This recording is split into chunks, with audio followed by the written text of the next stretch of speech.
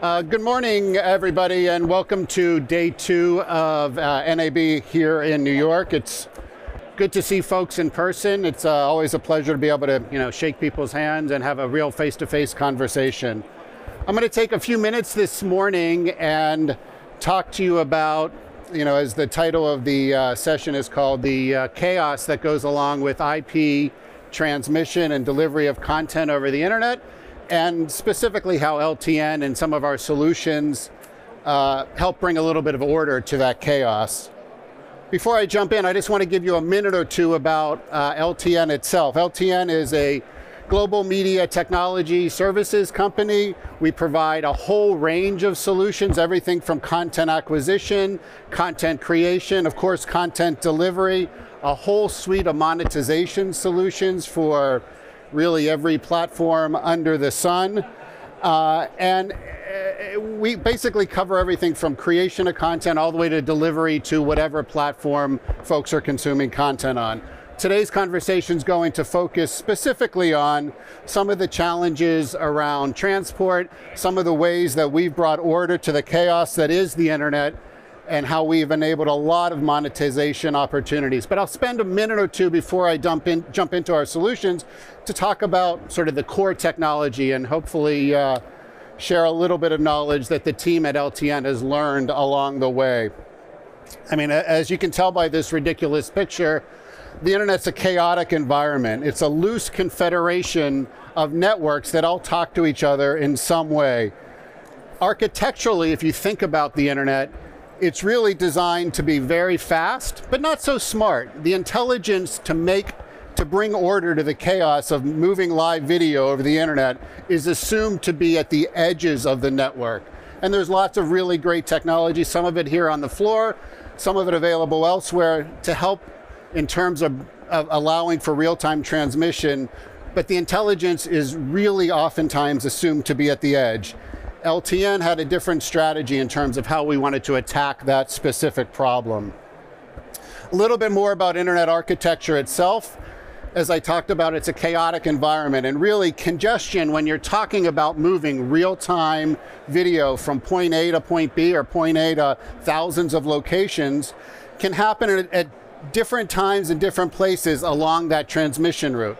Congestion can happen in-network on a specific carrier, so any of those big ISPs that service most of the world, and then there's hundreds and hundreds of smaller ones that are sub ISPs, or they can that congestion can happen at specific peering points between those networks itself.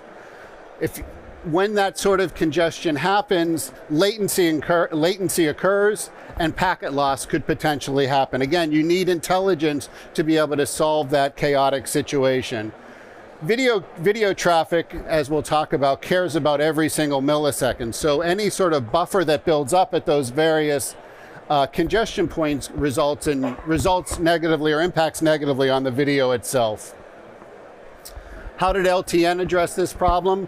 Well, what we did is we built a network that sits on top of the internet. Is the easiest way to think about it. We have global data centers around the world.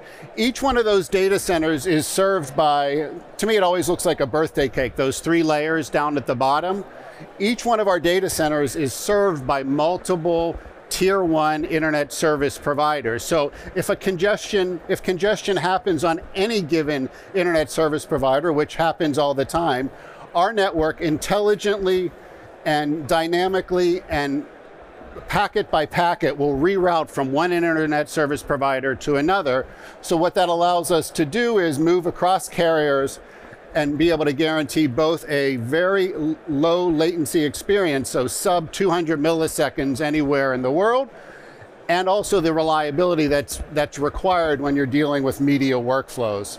We also have the ability to switch from data center to data center, right? So no one data center is a single point of failure. If during a major storm, one of our data centers should go down, doesn't happen very often, maybe happened once in the history of LTN, we can automatically and dynamically route around those data centers as well. So we have the ability to move from data center to data center, and we have the ability to jump from carrier to carrier, resulting in sort of order across that chaotic first picture that I showed you. And then I guess lastly, as I mentioned at the beginning, I talked about how the intelligence was assumed to be at the beginning or the end of the transmission, either the source or the destination.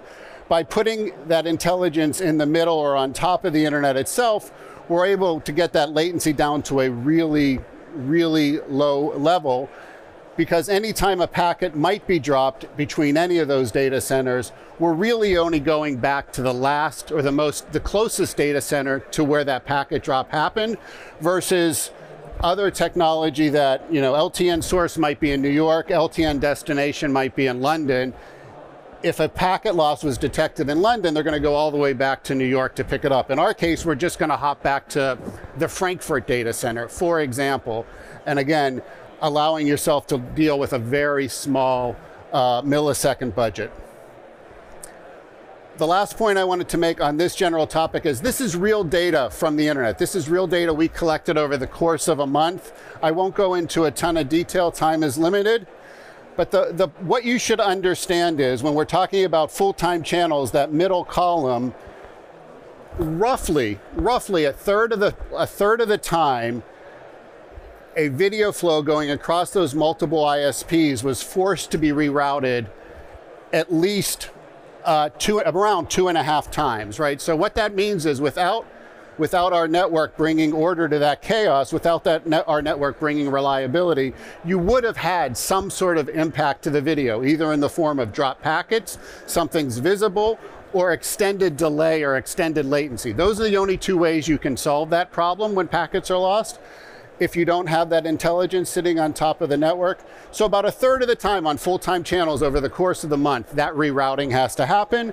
When you're talking about OU or events, because they're not full-time channels, it happens less often, but it happens going on 10% of the time. So it's a real issue, and you need that intelligence to clean up the problem. So that's how we brought order and how you can bring order to the chaos that is the internet and transmission. Sort of thinking about it more from a business problem or a use case perspective, this is what's enabled by bringing that order to the chaos. There's a capacity crunch. I'm sure I know that's a topic here at the show, where there's competition for satellite capacity. There's going to be potential interference from 5G. So we're working with a lot of folks, and a lot of folks are coming to us to figure out ways to get off of traditional satellite distribution platforms and leverage a network like LTN. There are complex workflows out there. There's an explosion of platforms, an explosion of formats, an explosion of protocols.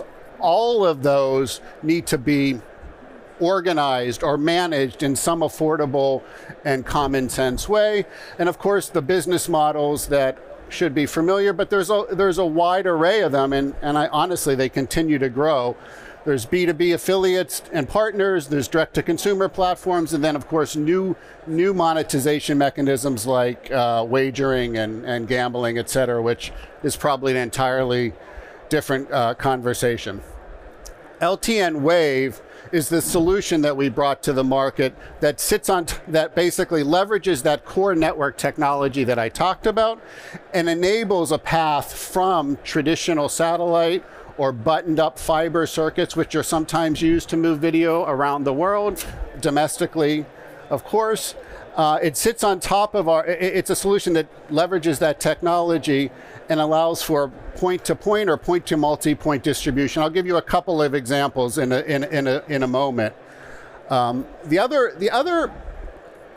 other requests we're hearing a lot from folks here at the show and the many conversations that were happening is not only do we need reliable transport, a managed service where I can monitor and understand what's going on with the internet as you're moving my video around the world, LTN, but I also need the ability to take control of my content and reach additional platforms. And so we're spending a lot of time adding functionality that allows for channel switching and content management and blackout management. And so sort of putting the intelligence of switching feeds and routing feeds within the network in an automated fashion. A couple examples here in the US. I mean, there are many of these examples. For example, we're leveraging Wave and the LTN network to do backhaul of every single ABC affiliate, all 210 markets around the United States. We move that into Disney's facility, where then they deliver all of those off-air signals of every ABC affiliate to OTT platforms like Hulu, etc. Circle Media, which is a joint project with Gray Media, they decided they wanted to spin up a channel delivered to 100 plus locations around the US. They never actually made the decision to move from satellite to IP. They decided to go directly to IP first, and we're helping them deliver to stations and cable head ends all over the country. Oftentimes, we're finding that you need to connect in and out of our ecosystem, in and out of the LTN network via lots of different protocols besides our technology on the end. So SRT and RIST and bringing feeds in and out of public clouds like AWS. So we have an entire strategy. We've spent a lot of time on this over the last couple of years, building out what we call the connector strategy. Again, allowing everybody to bring content into the network and then leverage all of that technology I started the conversation with.